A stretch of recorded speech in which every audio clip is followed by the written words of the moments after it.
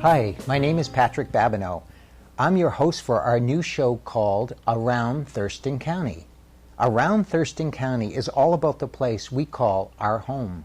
It's about the people, places, and things that make Thurston County a special and interesting place in which to live and work.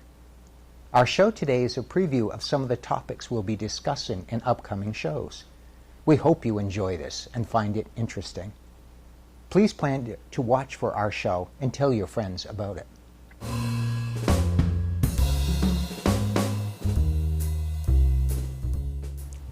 Let's start by talking briefly about the changes our county has undergone in the last 10 years.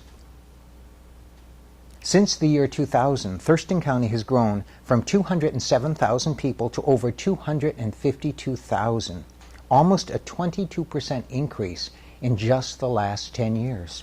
That's double the national average of growth. In fact, Thurston County was the third fastest growing county in Washington State, behind Franklin and Clark counties. So if you've noticed lots of changes around the county and wondered if things were happening rather quickly, they were. We've experienced very rapid growth. We've seen housing developments, both infill as well as major housing construction, pop up all around the county, particularly in and near our cities and their urban growth areas.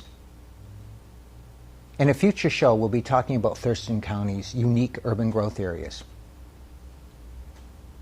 Within Thurston County, the fastest growing city was Yelm. Yes, Yelm grew approximately 80% since the year 2000. Yelm's growth represents how South County communities in particular are growing and becoming more and more like bedroom communities of the greater Olympia area, and, as in the case of Yelm, bedroom community of Pierce County. Olympia is still the largest city in Thurston County, with over 45,000 residents. Lacey follows Olympia closely by with almost over 40,000. And Tumwater is still the third largest city with 16,500 people in 2010. But what are they predicting for Thurston County's population over the next 19 years into the year 2030? Will we have continued growth? Will it slow down, or will it accelerate? According to the Washington Office of Financial Management, which has had a history of rather accurate population projections, Thurston County's population will grow on an average somewhere around 120 to 130,000 more people by the year 2030, or a 46% population increase in that time period. How is the county going to accommodate all these new residents?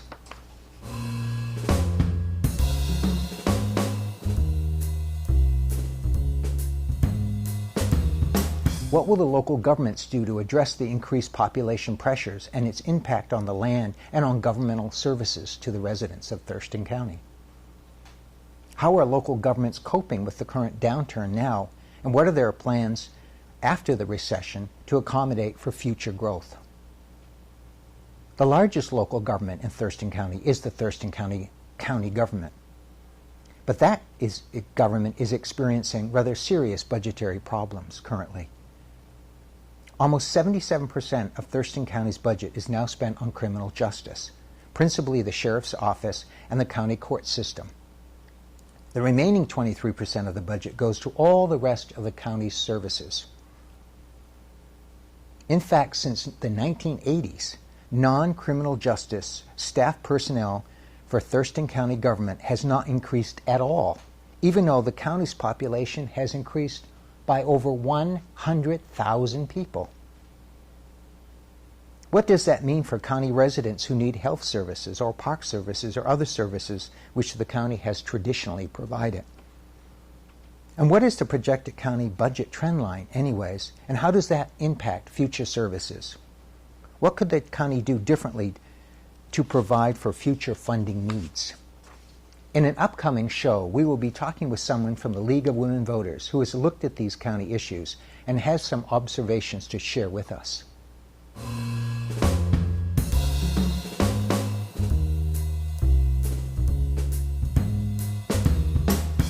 We said earlier that Thurston County is projected to grow by another 120,000 people in the next 19 years. Can you imagine an additional 120,000 people here in Thurston County? What will that mean? How will we accommodate this population increase?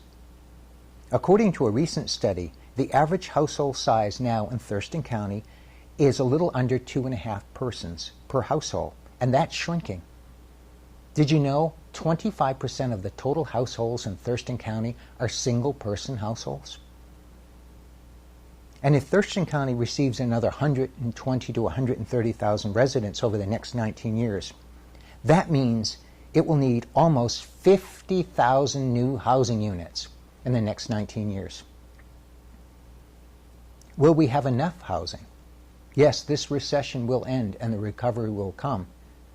But what kind of housing will we need for the future? And where will the housing be located? Before the recession, we saw housing costs in Thurston County spike as much as 10% a year. That was unsustainable.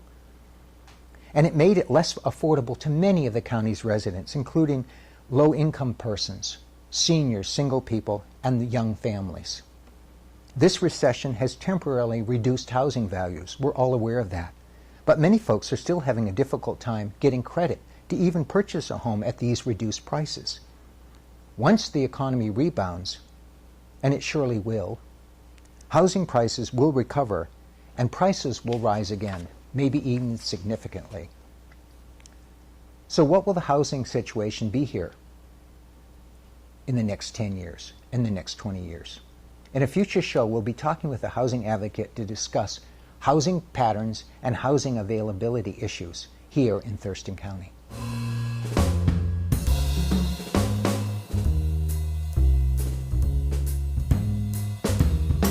Congestion is another major issue in the county now with its increased population pressures. Our roadways are getting more and more congested, but you all know that. I remember when we used to have a rush hour. Now we have a rush hour that actually lasts several hours long. If traffic is more congested now, how bad is it going to get in the future with that population increase? How will we accommodate an additional 120 to 130,000 residents over the next 15 to 20 years with the increased traffic congestion that that's going to bring? How many more vehicles will there actually be on the roads? One way to calculate that, when you look at population projection and needed housing units, is to look at the average number of vehicle trips a day each housing unit generates. And if you average it across single-family homes, apartments, condos, and townhomes for Thurston County, the average is around 8 vehicle trips per day for each new housing unit. And if we're expected to build 50,000 new housing units in Thurston County over the next 19 years, that translates into a whopping 400,000 more vehicle trips on our roadways each day than what we currently have. Imagine 400,000 more vehicles on the roadways every day. What is that going to look like? How is that going to feel? And with the tight local, state, and federal transportation budgets, our roadway system is not projected to expand much beyond what it is already. We will have a few 2-lane roadways expanded to 4-lane, and of course we'll have more roundabouts and other traffic mitigations which local government budgets allow. But not much more than we currently have. So with this increased traffic congestion, how will we get around? How long will it take us then to get to work, to get to school, to shop? Will we have alternatives, new and better alternatives to the single occupancy vehicle? Will we have new and improved bus service? Will we have more van pooling or more expanded telecommuting from home? What other possibilities will we have to mitigate for increased traffic congestion on our roadways? And how will the thousands of Thurston County residents who already commute north to Pierce and even King County job sites be affected by this increased traffic congestion and blockages on I-5? Remember late last summer and early fall? People waited 20, 30, and 40 minutes to get through Nisqually into Pierce County. In a future show, we'll talk with some local transportation experts about these traffic concerns and ask them to give us at least a glance into what our future travel plans might actually look like in a few years.